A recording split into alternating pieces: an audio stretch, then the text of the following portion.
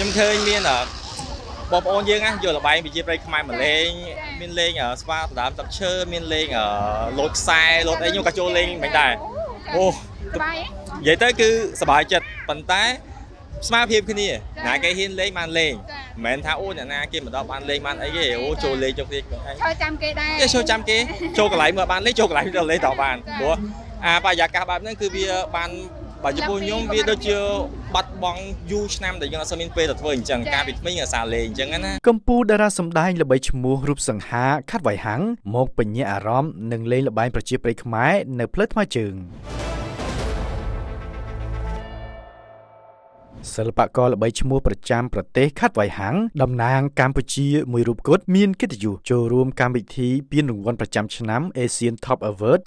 2024 នៅលើទឹកដីប្រទេសថៃនិងទទួលបានពានរង្វាន់ជាតារាឆ្នើមប្រចាំឆ្នាំទៀតផងកាលពីពេលថ្មីកន្លងទៅនេះកម្ពុជាតារាសម្ដែងល្បីឈ្មោះរូបនេះបានទៅលេងផ្លូវថ្មើរជើងជាមួយអ្នកគាំទ្រយ៉ាងរីករាយលោកបានបង្ហាញចំណាប់អារម្មណ៍ផ្ទាល់ខ្លួនថានិយាយទៅធ្លាប់ឮ Wall Street ឬដើរផ្លូវថ្មើរជើងតែបើកសាទឹកអត់ដែលបានមកទៅលើកមកទៅទីមួយវិញមានអារម្មណ៍ថាមកកន្លែងណាក៏តាក់ចិត្តដែរដោយសារតែឃើញពុកម៉ែបងប្អូនយើងមកកំសាន្តច្រើនវាទៅជាកន្លែងទេសចរមួយដែលពោពេញដោយអ្នកថ្មើរជើងច្រើនមែនទែនហើយក៏មានអ្វីផ្សេងៗចែកម្លែងមិនថាមានអានសភៅផងមានគំនូរផងមានលក់នំម្ហូបហើយមានរបាំខ្មែរមានបងប្អូនដែលគាត់មកក៏តែងខ្លួនបែបខ្មែរតាម style របស់គាត់ក៏មាននិយាយយើងមកកន្លែងយើងចំណេញច្រើនយើងបានមើលឃើញអីច្រើនមែនទែនធ្វើឲ្យយើងស្រឡះចិត្តពេលយើងធ្វើការទៅអីហើយយើងមានអារម្មណ៍ថាមកដល់ហើយយើងមានអារម្មណ៍ថាសប្បាយរីករាយហើយមកដល់ជួបសិតបងប្អូនដែលគាត់ស្គាល់អញ្ចឹងទៅគាត់ថតរូបជាមួយខ្ញុំអីអញ្ចឹងទៅមិនដែរពេលដែលបានមកជួបបងប្អូនអ្នកគាត់ត្រូវតែផ្ទាល់ហើយជាពិសេសបានមកភ្លុំរហូតវាច្រើនដែរបងកាអារម្មណ៍មិនដែរពេលដែលបានជួបបងប្អូនអ្នកគាត់ត្រូវយើងចិត្តចូលឆ្នាំអីពេលដែលបានជួបគឺសប្បាយចិត្តនៅពេលដែលភាគច្រើនខ្ញុំអត់សូវបានចេញទៅណាបានច្រើនហើយគាត់ក៏អត់សូវជួបដល់ក្រៅដែរតែគាត់មើលឃើញគាត់ស្គាល់យើងហើយគាត់ប្រាប់ពីអ្វីដែលគាត់ធ្លាប់មើលពីមុនស្នាដៃរបស់យើងហើយគាត់គ្រប់គ្រងយើងតាមរយៈអីគេគាត់សប្បាយចិត្តយើងក៏សប្បាយចិត្តដូចគ្នាហើយក៏អរគុណគាត់ទាំងអស់គ្នាមែនទែនដែលតែគ្រប់គ្រងហើយផ្ដល់កម្លាំងចិត្តឲ្យខ្ញុំដែលបានធ្វើការសម្ដែងបានច្រើនតទៅទៀតហើយក៏ទាំងអស់នេះហើយដែលគាត់លើកទឹកចិត្តខ្ញុំឲ្យខ្ញុំខិតខំប្រឹងប្រែងនៅក្នុងអាជីពមួយនឹងបន្តទៅទៀតហើយសប្បាយចិត្តមែនទែននៅពេលដែលនៅនិយាយទៅបរិយាកាសមួយនេះធ្វើឲ្យខ្ញុំមានអារម្មណ៍ថាវាអត់ដែរមានពីមុនមកយ៉ាងក៏ក្តៅហើយគ្រប់គ្នាគឺស្មារតីគ្នាគឺដើរទៅវិញទៅមកទាំងអស់គ្នាថ្ងៃនេះទៅបានបើហឺនដែរដោះមកដើរបងនិយាយទៅការពិតមកចង់ថតរូបផងអីផងដើម្បីយកទស្សនវិជ្ជា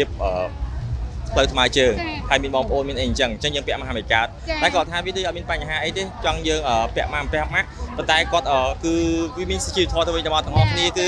គាត់ក៏ស្គាល់គាត់ទៅហៅយើងក៏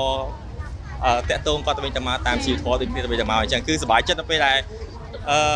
គាត់ឃើញគាត់គ្រប់គ្រងហើយក៏គាត់ស្គាល់អញ្ចឹងខ្ញុំសប្បាយចិត្តមែនតើ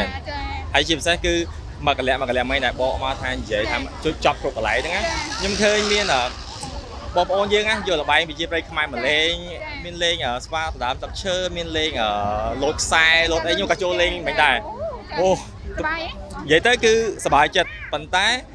ស្មារតីគ្នាណាគេហ៊ានលេងបានលេងមិនមែនថាអូអ្នកណាគេមិនដល់បានលេងបានអីទេអូចូលលេងចូលគ្នាចូលចាំគេដែរគេចូលចាំគេចូលកន្លែងមើលបានលេងចូលកន្លែងទៅលេងតបានព្រោះ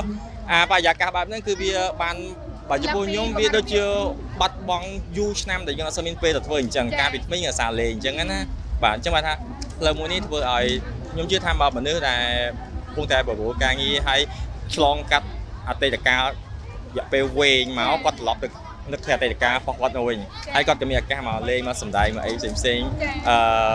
តាមអ្វីដែលគាត់ធ្លាប់ឃើញពីមុនមកគឺរំលឹកគាត់ឡើងវិញអញ្ចឹងខ្ញុំគិតថាល្អមែនទេចាអរគុណបងសម្រាប់ចូលឆ្នាំនេះបងមានអីអញ្ជើញទៅណាទេឬមួយក៏មិនដែរហើយក្រោយពីចូលឆ្នាំទៅណាដែរអូចំពោះចូលឆ្នាំប្រពៃណីខ្មែរហ្នឹងនេះគឺខ្ញុំទៅស្រុកកណ្ដាលនៅប្រទេសមានជ័យហើយក៏នឹងឈៀងទៅអបអរសាទរអង្គរសង្គ្រាមនៅសៀមរាបដូចគ្នាបាទចូលអង្គរសង្គ្រាមហ្នឹងទៅខាងទីមានជ័យបាទនៅពីប្រទេសមានជ័យមកខេត្តសៀមរាបយើងជិះ1ម៉ោងអញ្ចឹងយើងទៅវិញទៅមកបានដូចគ្នាជារៀងរាល់ឆ្នាំគឺតែងតែទៅលេងអង្គរមួយថ្ងៃពីរថ្ងៃហើយក៏ទៅមើលការសម្ដែងសិល្បៈនៅអង្គរក៏ដូចជាការពិព័រណ៍ហើយក៏ដូចជាទៅចូលរួមជាមួយពុកម៉ែបងប្អូនទាំងអស់គ្នាក្នុងឱកាសសង្គ្រាមរបស់ខ្មែរយើងគោលដៅបងហ្មងណាដែរតំបន់ដែលចិត្តចិត្តឬមួយណាដែរនៅសៀមរាបនៅសៀមរាបភាគច្រើនខ្ញុំចូលចិត្តទៅមុខអង្គរដោយសារកន្លែងនេះគឺវាមានទឹកមាន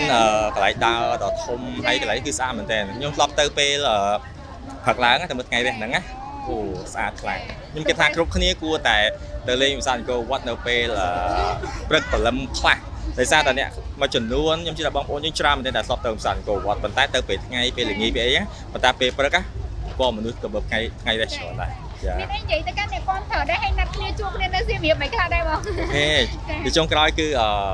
ជួនពរអ្នកគ្រប់គ្រងក៏ដូចជាបងប្អូនជាកម្មករគ្នានៅក្នុងឱកាសប្រពៃណីជួយដល់ខ្មែរខាងមុខនេះគឺសូមឲ្យជួបតែសេចក្តីសុខសេចក្តីចម្រើនហើយក៏ចូលរួមក្រៅចរាចរណ៍ដល់គ្នាព្រោះថាបើសិនជាយើងអធិស្ឋានគ្នាទៅវិញទៅមកការបើកបររបស់យើងក៏មានសុវត្ថិភាពយើងគោរពជីវិតអ្នកដទៃជីវិតអ្នកដទៃក៏គោរពយើងដូចគ្នាហើយជាពិសេសគឺជូនពរឲ្យធ្វើដំណើរមិនថាទៅស្រុកកំណើតទៅដើរលេងទីកន្លែងណាហើយទៅត្រឡប់មកវិញក៏ជួបតែសុខភាពគ្រប់ទីកន្លែងហើយអរគុណចំពោះការគ្រប់គ្រងខ្ញុំបាទហើយខ្ញុំក៏នឹងមើលការនៅស្នាដៃថ្មីសម្រាប់អ្នកគ្នាបានទស្សនាដូចគ្នាហើយជាចុងក្រោយគឺមានតែជូនពរប្បាយបងប្អូនទាំងអស់គ្នាឲ្យមានសុខភាពល្អដល់គ្នា អរគុណច្រើន